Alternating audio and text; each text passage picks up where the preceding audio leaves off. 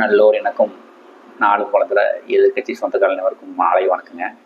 இன்று தாவக கட்சியின் ஓட்டு சதவீதம் எவ்வளவு இருக்கும், நடிகர் விஜய்க்கு மற்ற அரசியல்வாதியை போல் செல்வாக்கு அதிகரித்துள்ளதா என்பதை பற்றியும் பார்ப்போம்.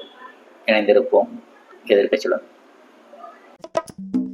எதிர்கட்சிகளால் நாட்டில் எல்லாமே ஆளுங்கட்சி தோத்து எதிர்கட்சி தான்.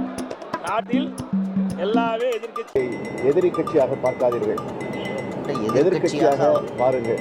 இந்த எதிர்கட்சி இருக்கான்ல விஜய் அவர்கள் சினிமா துறையிலிருந்து விலகி தமிழக வெற்றி கழகம் என்று ஒரு கட்சியை ஆரம்பித்து தற்போது மதுரையிலே மாநாட்டை நடத்தியுள்ளார். இந்த நிலையிலே விஜய்க்கு வாக்கு சதவீதம் எவ்வளோ இருக்கும் என்பதை பார்ப்போம். கட்சி ஆரம்பித்த உடனேங்க விஜய் கட்சிக்கு ஒரு 10% அதிகம். நம்முடைய அரசியல் நண்பர்கள் அனைவரும் ஒரு 10% தான் வாக்கு வாங்குவார்கள் என்று பேசப்பட்டது. நாமும் ஒரு 10% வாக்கு தான் விஜய் வாங்குவார் என்று தந்தோம்.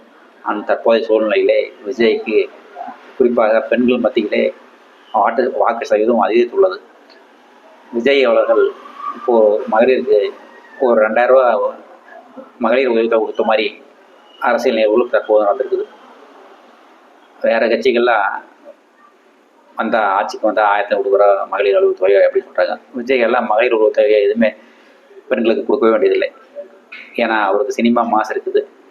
அதை பயன்படுத்தி விஜய்க்கு பெண்கள் ஓட்டு பல மடங்கு அதிகரித்துள்ளது.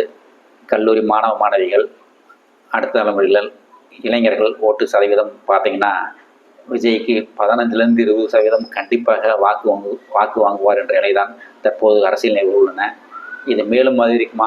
இன்னும் 7-8 மாதம் மத்தியத்தில் உள்ளது. இந்த 7-8 மாதத்தில் விஜய் செல்வாக்கு மேலும் உயர்ந்து ஓட்டு சதவீதம் அதிகமாகுமா என்று காலம்தான் பதில் சொல்ல வேண்டும். தற்போதைய சூழ்நிலையிலே தாவேக கட்சிக்கு கணிசமான ஓட்டான 15% to 20% வாக்குகள் கண்டிப்பாக உள்ளது. மதுரை மாநாடு அடுத்த மாதம் மதுரை மாநாடு போடும்போது மேலும் விஜய்க்கு செல்வாக்கு அதிகரிக்கும் என்ற நிலைதான் தற்போது இருக்கிறது.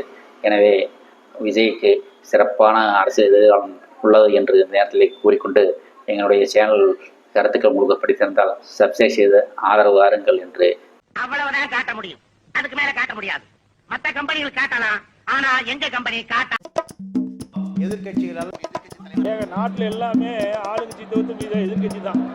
நாட்டில் எல்லாமே எதிரி கட்சியாக பார்க்காதீர்கள், எதிர்கட்சியாக பாருங்கள். இந்த எதிர்கட்சி இருக்கான்ல